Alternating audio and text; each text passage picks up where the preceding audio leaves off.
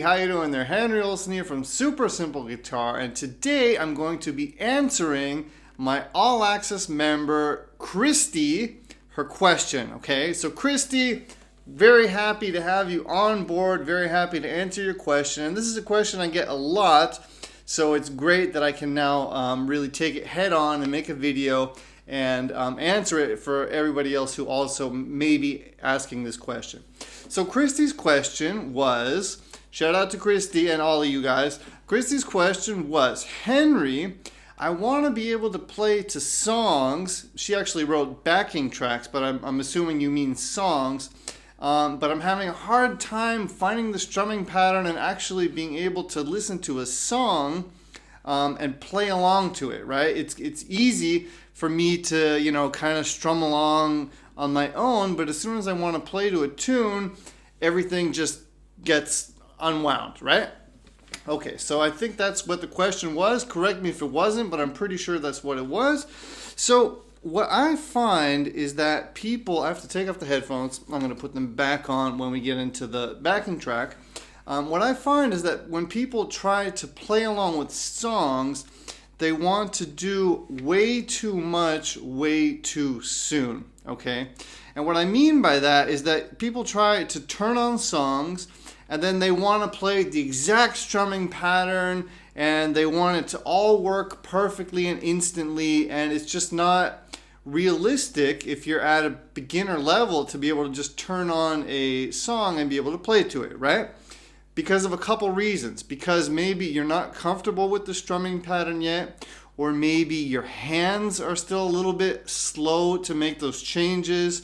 Then you're focusing on your hands rather than having your ear be able to listen to kind of what part of the song you might be at, right, where you're at. So these are common things that I see people run into, right? They try to simply do too much too soon. And this is, typical human behavior. We all act like this. It's not just you, Christy. We all have this problem. So, and including me. And this is how I learn songs then, because I've learned so many songs in the past. This is how I now learn songs. So what you want to do is reduce the song to its minimum skeleton level, right? So you want to strip it naked, right, to the bone. And what I mean by that is, let's say the song goes like this. So I'm going to play a chord progression, D, going into an A, going into a G, down to a D, back to a A, and then it repeats. So if that's the chord progression in the song, and if I want to just jump in there and play that, and I don't feel comfortable maybe with that exact strumming pattern yet, or my switching from A to G still might be just a little bit slow, you're gonna get out of the rhythm of the tune, and you're just gonna fall flat on your nose, right? So what we want to do is still play along with the song, but just simplify what we're doing and then gradually build on that. Okay, so let me give you an example now. It's headphones time. So let's just, can you guys hear that noise out there? There's construction workers right outside of my window today, but we're gonna finish this video anyways. So anyways, you're gonna wanna just do one strum starting out per chord. So the chord progression was D, then it went to A, then it went to G, D, A, right? So, of course, you want to have either that strumming, that chord progression in front of you, or you want to practice it before you try to play along enough that you really know it by heart, okay? Because you're not going to be able to play along if you don't know what's coming next, right? If you have to think about what's coming next, plus your fingers are still slow, there's no chance, right? So you want to have a good feeling for the chord progression before you even try to play along, right? Okay, so let's say you've kind of gotten that basic strumming chord progression down, and now let's just listen to it, okay? So I'm just going to listen to the tune, and I'm going to try to do one strum per chord, just so I can get more acquainted, I hope I'm pronouncing that properly, with the chord progression, with the song, right? Because you're not going to be able to play something if you don't know it. You have to first internalize it before you can, put it out there. So let's just stop talking and get walking. That's the D.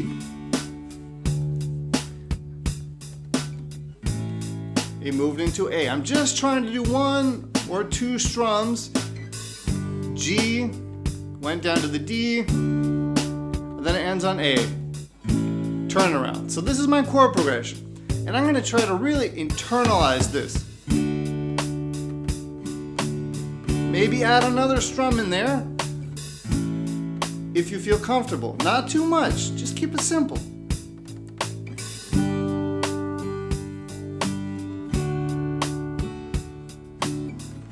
All right, we got through it again, right? Maybe now you feel comfortable with the story. You feel comfortable with the chord progression. Try to add a couple more strums in there.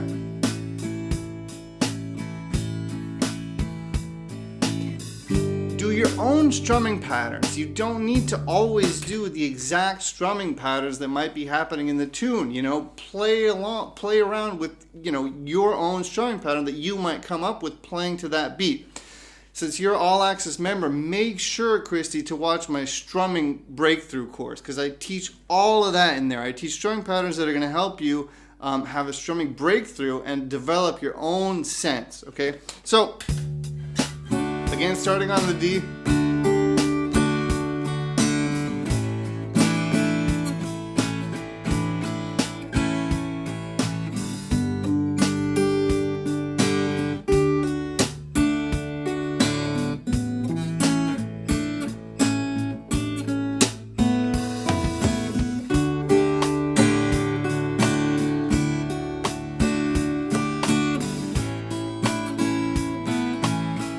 Okay, so now that I've got a feeling for the chord progression and kind of when the changes come, now I can start to really have fun with it and play with it, right?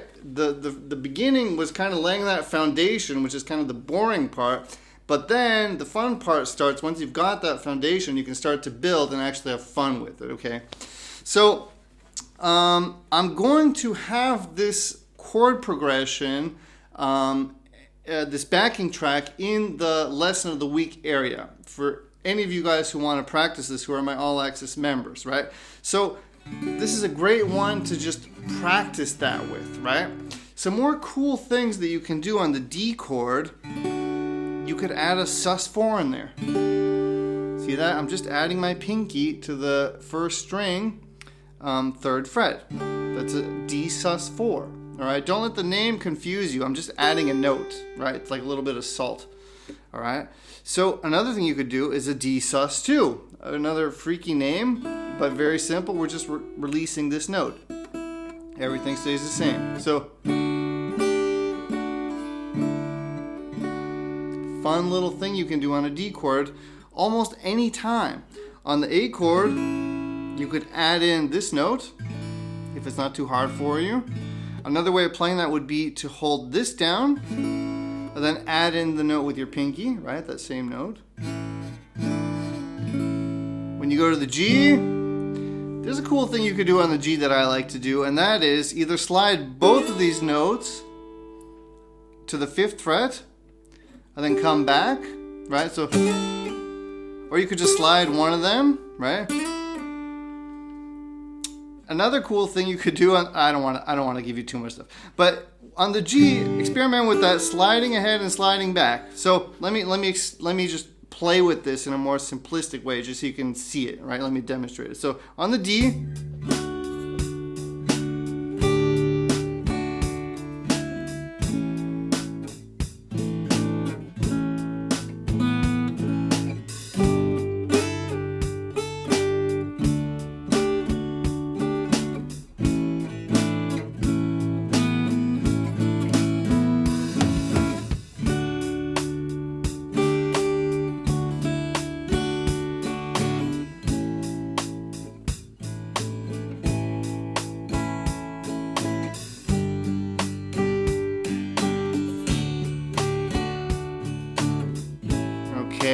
so I want you to play with that on your own, right? Come up with cool little things.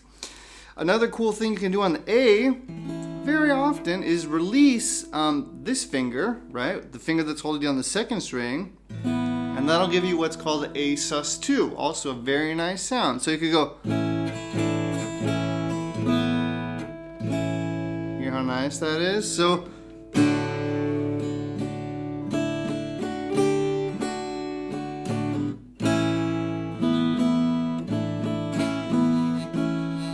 experiment with it. There's no right or wrong pattern. You could go, I don't know, play around with it.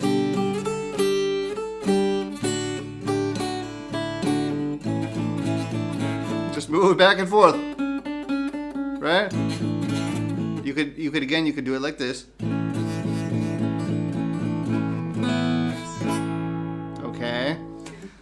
All right, Christy and my fellow guitar players and people who watch my videos, thank you for watching my videos. I really do appreciate it, and I really do, I'm very thankful that you take the time to, just check out what I'm doing and support me. So thank you. I really mean that genuinely from the bottom of my heart. Thank you.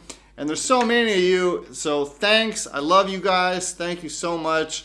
Love the community at Super Simple Guitar, the Facebook group. You guys are all awesome. Check out the challenges in there. Dwayne and Karen are killing it.